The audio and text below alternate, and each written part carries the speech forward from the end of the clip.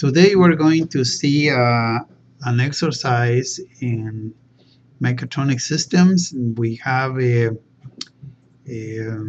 example of a system that has mechanical components and also electronic components. Um, so we're going to take a look at this study guide number 5 that talks about this. And let's get started. So let me disappear over here.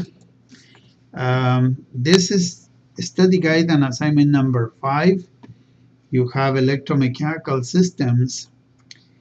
The first topic that you see here says transfer functions, electromechanical systems.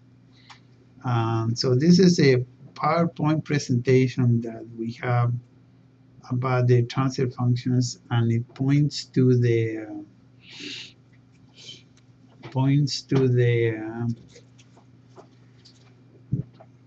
class notes in this regard. There's a couple of presentations on modeling difficulties, which is another topic that we haven't touched on this yet. When you have derivative causality for elements that have dependencies and also algebraic loops. But the main thing hovers about this topic.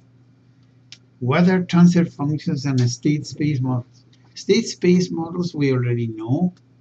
This is the representation of systems in a state space form, meaning the form where we have the matrices A, B, C, D in first order form. And then we looked at the concept of the state space form.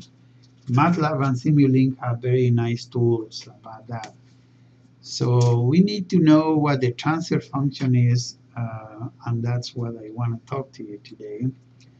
There is in here some guidelines for homework for next week from chapter 5 in here, and the computer assignment due on December 10, which is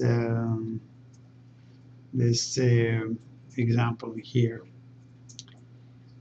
Quiz Tuesday, December 15. Okay, here we go.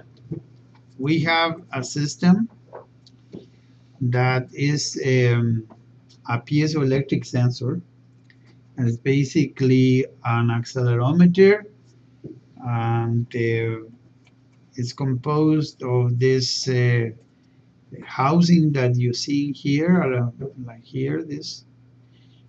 And this is attached to a device in here, yeah, that is going to measure the motion of this, or the acceleration.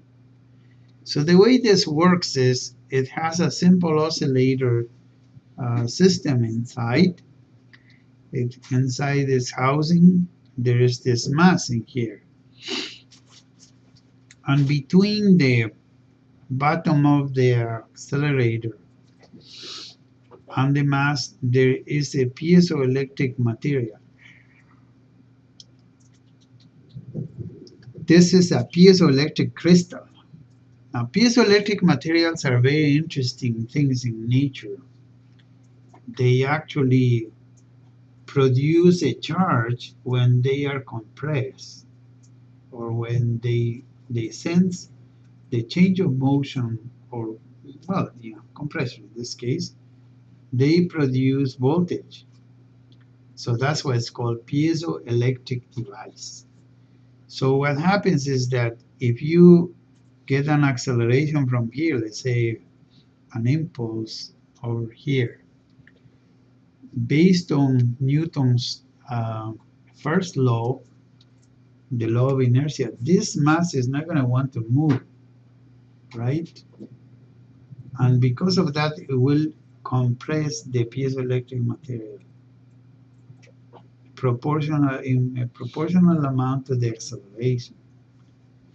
And then, of course, you have this damper and the spring that will bring them back to the original position. But that small voltage is produced here, needs to be measured. But because in piezoelectric materials the voltage is very small, then it follows that we need some sort of a device that will help us measure them. And that's where this comes in. This little circuit in here is the electronic part on this. And this device that you're seeing here, this is called an operational amplifier. Operational amplifiers are very interesting devices because they are not passive devices, they are actually powered externally. And their mission is, if you have in here a voltage, it will amplify the voltage in such a way that you can see it here.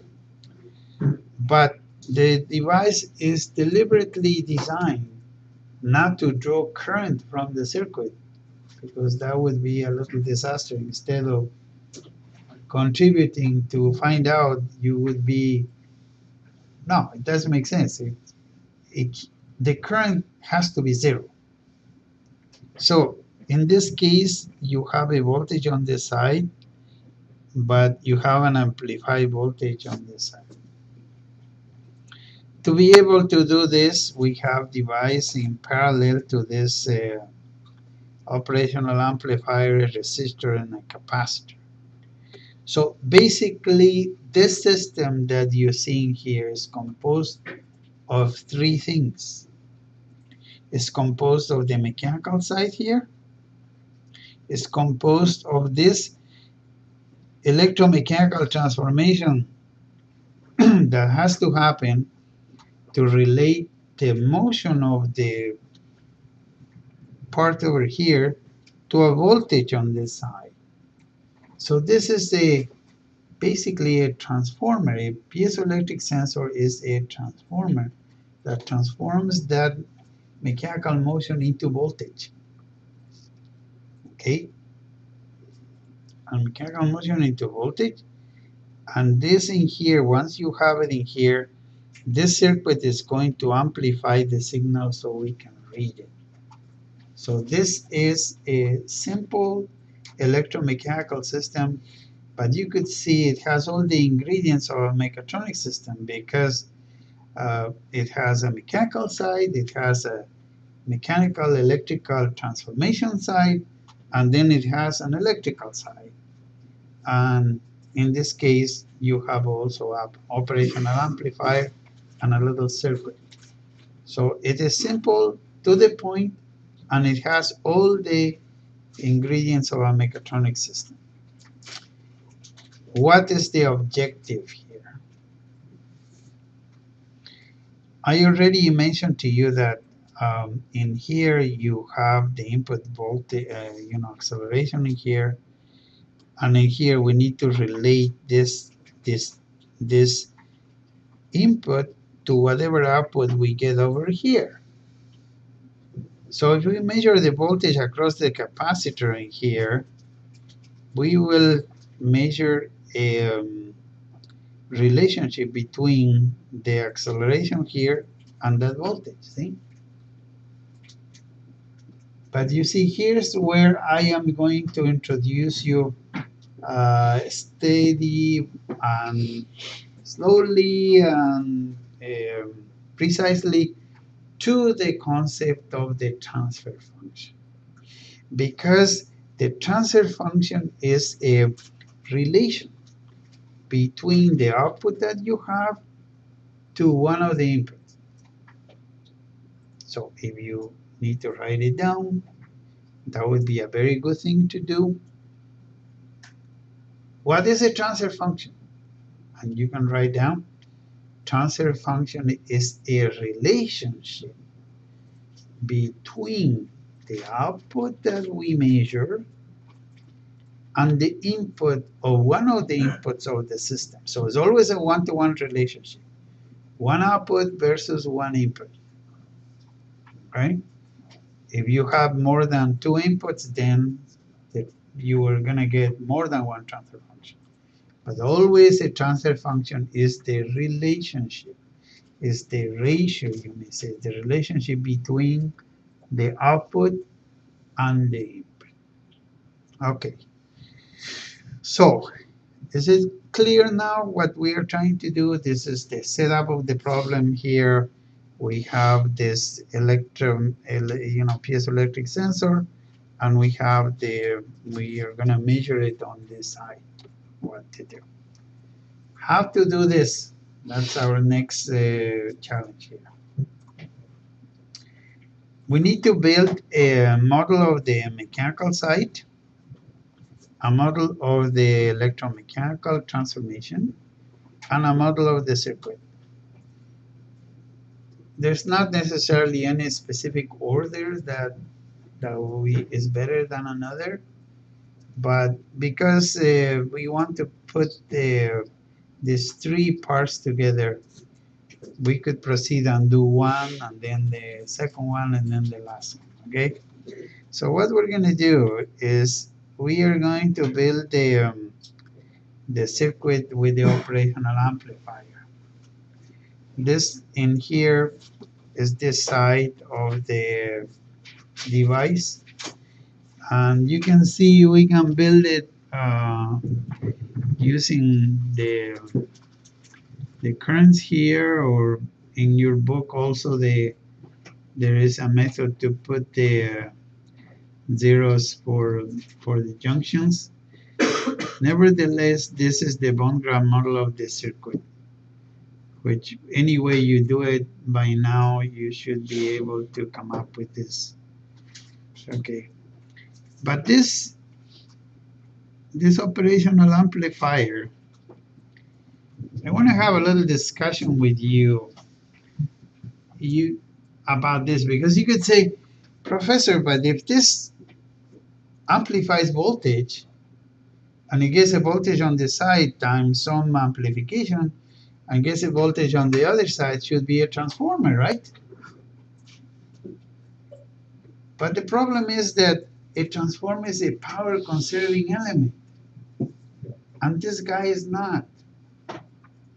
Power conserving element means that if you transform a variable on one side to the other like a voltage, it follows that the current has to come into the picture too.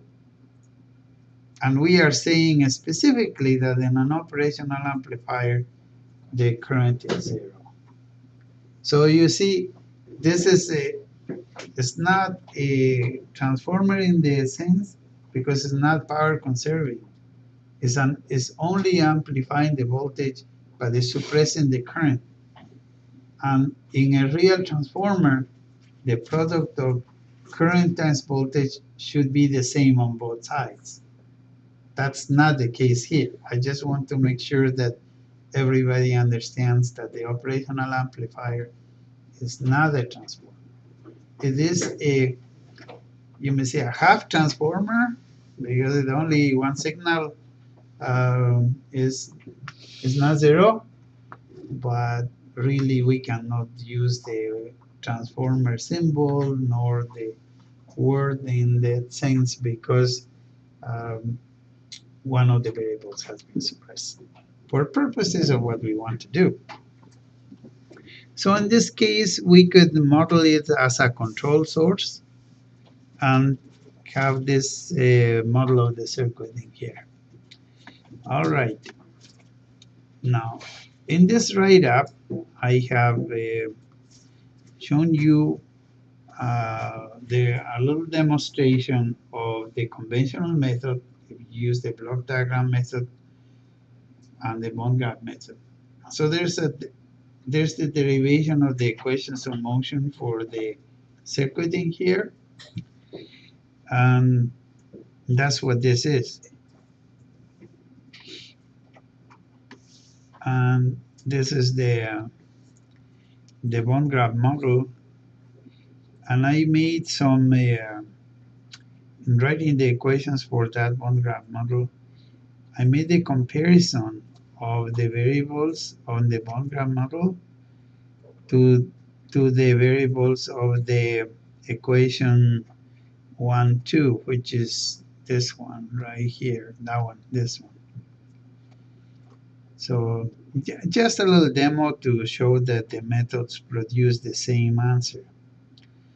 In the case of a piezoelectric transformation, that one is actually a transformer because you have that the charge is proportional to the displacement in here, and dq dt, which is the current in this case, is the b dt, which is the velocity. So if you have a velocity on this side multiplied by the transformation on this side, we are going to get current on this side. And vice versa is true. You have the voltage on this side multiplied by this relates to the force applied on the device. So that's the piezoelectric transformation. That was easy. And now the mechanical side.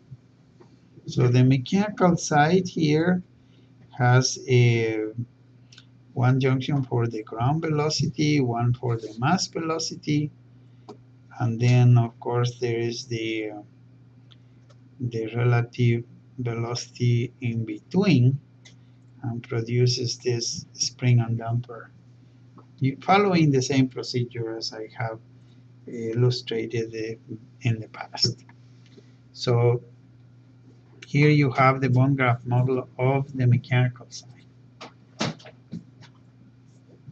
Here was an attempt to reduce the bond graph model, and the write-up also there is a proof how this bond graph model relates to the block diagram method, by the differential equation. So here's what you are to do. You need to assemble the whole electromechanical model, enter the bond graph model in CAMG, generate the differential equations in the Cauchy form, generate the differential equations in state space form, obtain the computer-generated transfer functions, which we're going to see a little later how they work, and in symbolic form, also in numerical form, and then you're going to do a test with the step and impulse response. What you would be pleased is that the computer does this automatically. Okay, so all you gotta do is put the right transfer function, the right system, and CAMG and MATLAB will do the rest. Okay, this is what to turn in as usual. Okay, so this is the assignment in here. So what it remained as right now is to go back to basics and find out how you can actually find the transfer function for an electrical system, how you can find the transfer function for a mechanical system. Because I told you that the transfer function is a relationship between the output and the input. So it follows that I could have a transfer function, this being the output over here and the input over here, or the transfer function between this and this input over here. So because the entire system is together, then we actually need to do the whole bond graph model of the whole thing. So right now we will have to do the bond graph model and then enter it into CAMG to find out this transfer function. But let's examine the transfer function in a little more detail with a simpler example so that concept is clear.